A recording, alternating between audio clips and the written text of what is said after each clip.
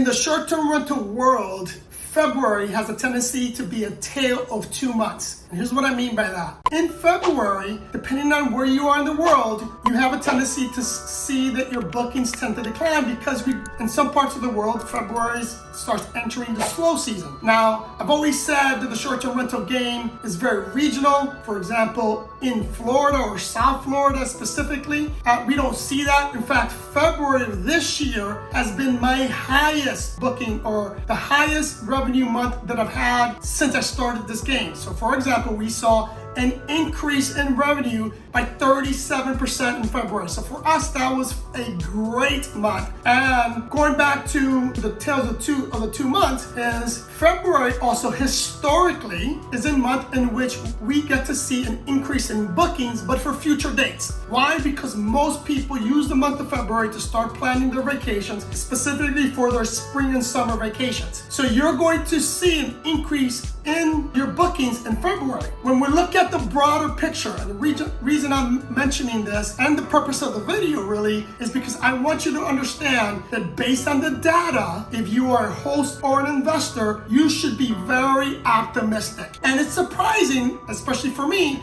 because as most of you are probably feeling it, and some of you already know it, the economy is not doing that well. Inflation's still super high. People are starting to get laid off from jobs. Silicon Valley, you saw what happened with the banking system. So because of this uncertainty going on, I was very happy and very surprised to see the numbers that I obtained through AirDNA and key data. Again, for a point of reference, every time I give you some data points or some performance matrix, I'm giving you data that I obtained through AirDNA and key data, which are the two primary companies that I use, but I also get information from PriceLab, and when it relates to my market, I get information from our PMS system, which I believe is very good because analytics on it helps me predict what's going to happen in the future. But let me go back to the numbers. Again, these numbers are extremely promising, but I'm cautiously optimistic, and I'm going to tell you why. First of all, let's discuss on the nights per booking for February. This February,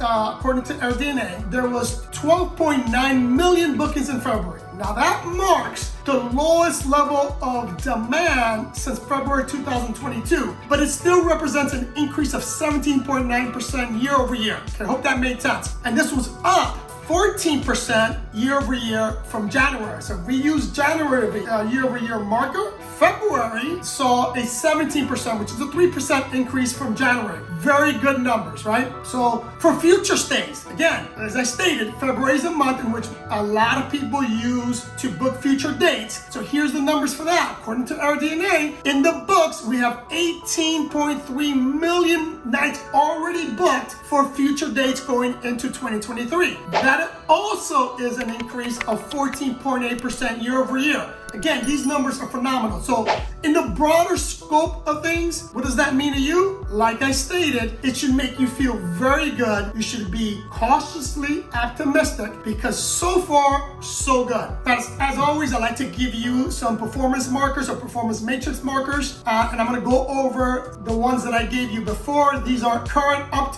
as of the end of February. So we'll talk about RevPAR again. RevPAR rose by 4% to $182 million. That 4% increase, again, it's good, but the $182 million is phenomenal, right? Available listings are also up by 26%. We currently have 1.27 million listings. Total demand for short-term rentals also rose. It rose to 17.9 year over year. Occupancy rates declined. Again, I said that last time when I gave you these performance marker that occupancy rates are starting to go down. In February, it went down 1.8% to a total of 55.7%, which is a plus from last month. Again, we're seeing the numbers are leaning towards the right side, meaning being positive. The average daily rates rose by 5.9%, which currently the average daily rate is $327. And nights booked are also up by 14.8%. Now, again,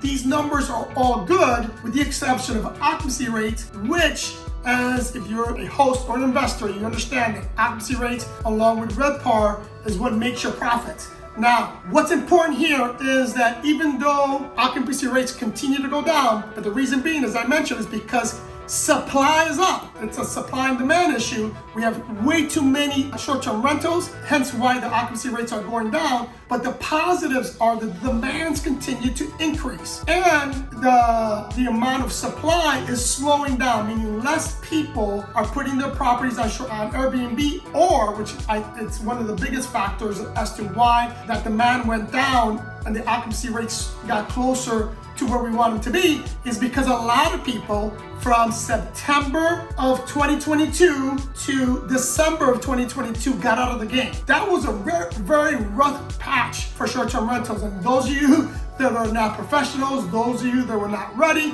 those of you that didn't do your numbers right, got hit really hard and are not in the game today. So here's what you need to understand, and I'm gonna close this video with this. Keep in mind that you want to be a professional, right? You want to understand your market. You want to do everything possible to stand out from the rest of the crowd. So focus on marketing. As I've always mentioned, marketing is going to be key. Focus on getting more direct bookings, because when you have more direct bookings, you have more control. Hope this information was useful. If it was, hit that like button, share this information, subscribe if you haven't subscribed, and follow me on Instagram. Love you guys, and I'll see you in the next one.